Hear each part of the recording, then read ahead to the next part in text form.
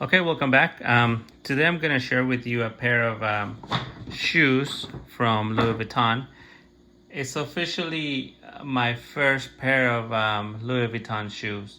And the reason why these are important is because I actually attempted to get my first pair a week ago. But I did get buyer's remorse and I returned them. There's actually a video about how I unboxed them, reviewed them, and then returned them, and the reason why. This is the receipt.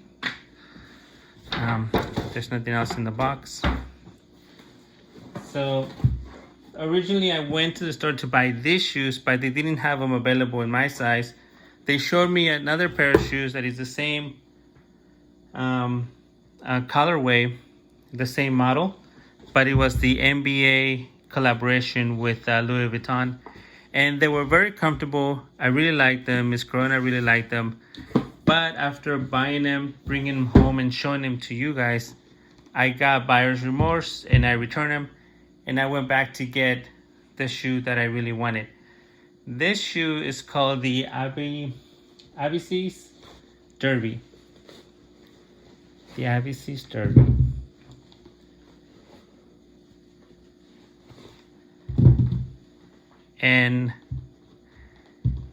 And it's the shoe that I wanted originally and that I still want, and I'm glad I waited for.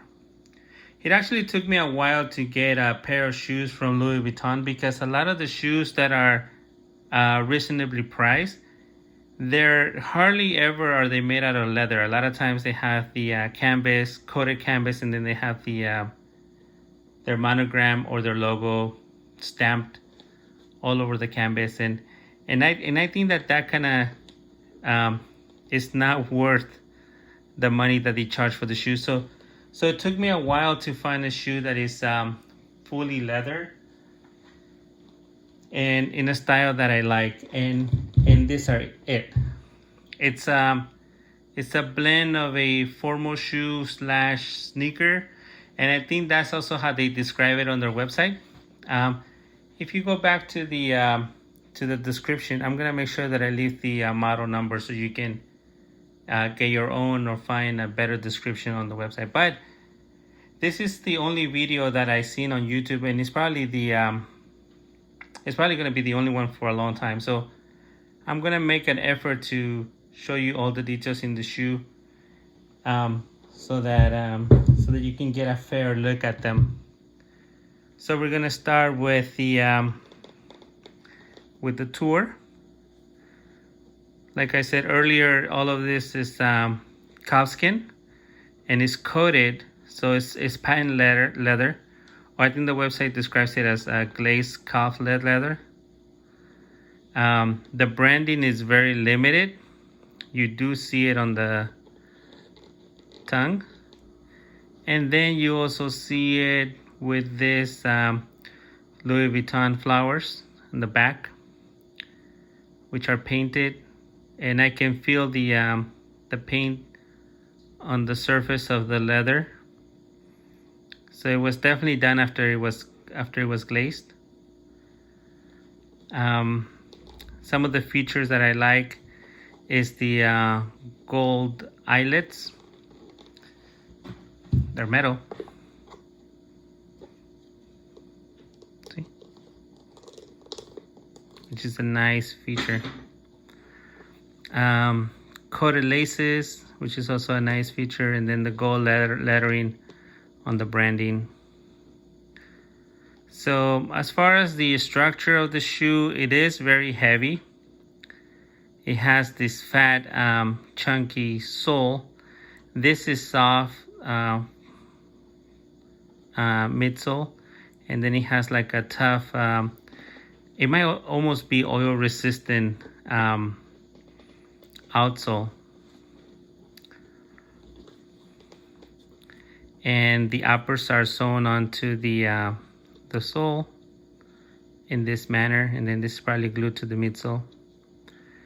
So another feature that I like is the padded ankle and support right here, because when it comes to new shoes, this, if it's not padded properly, this part of the shoe might dig into your ankle or your heel, especially if you wear these sockless. I don't see myself wearing these sockless, but just in case, I actually appreciate that it has a lot of padding here.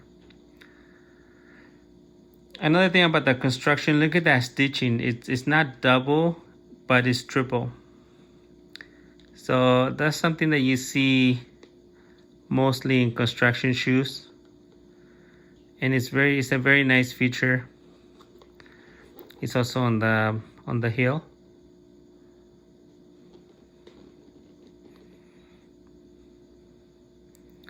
So it's a very unusual shoe. A lot of times when you see Louis Vuitton shoes, you see this slim, minimalist type of shoe, and unfortunately, they rarely have it made out of leather. They have it made out of canvas.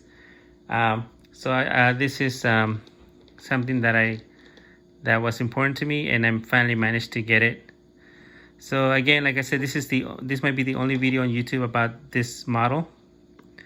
So I'm gonna spend a little bit more time showing you the shoe.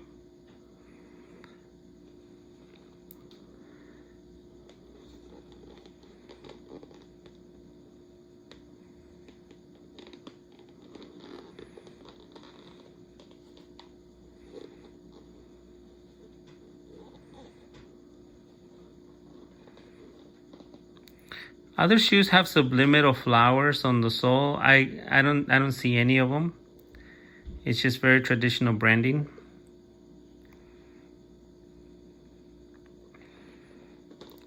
But I'm very happy with it. It's a very heavy shoe, as you could hear as I put it down on the table. If you've seen our other videos, you know that I think that it's very important for you guys to see the inside of the shoe. And that's what I'm going to show you next.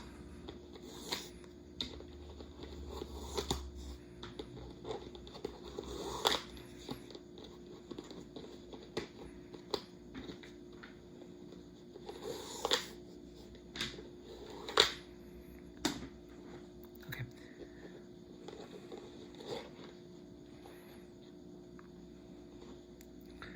Even though I like this shoe very much, and it has some features that I like the gold rings and the gold branding and the chunky sole. One of the things that's slightly disappointing is that it's not fully leather lined. There's a little bit of leather lining on this area of the shoe, which is nice, but the rest of the inside of the shoe is fabric. Here we have the insole, traditional branding in gold, made in Italy. It has a leather lining on a very comfortable insole. And like I said when I was showing the other shoe, the sales rep said that Louis Vuitton purposely makes the footbed flat, and they rely heavily on the insole to provide the comfort for the user. And on the other shoe that I tried like 3 or 4 times before I bought it, I did try this shoe on and off several times. It just felt like every time I would try it on, it would just get more and more comfortable. So this is what the inside looks like. Leather lining, textile, fabric lining, carbon fiber, cardboard fiber footbed, and half of it is leather. There's no obvious stitching between the footbed and the upper, but there I can see the stitching from the upper and the sole. The size, it's 9.5. I'm a US 10.5. My Nike shoes and Adidas shoes, they're 10.5, and these run slightly big, a whole size big actually, and ended up getting 9.5. Actually, a size 9 would fit perfectly also, but it would only be a little bit narrow from from this part of the foot, where the width of the foot, the ball of the foot, and the sales rep actually suggested that to go half a size up, because when they go half a size up, Louis Vuitton doesn't increase the length, they only increase the width.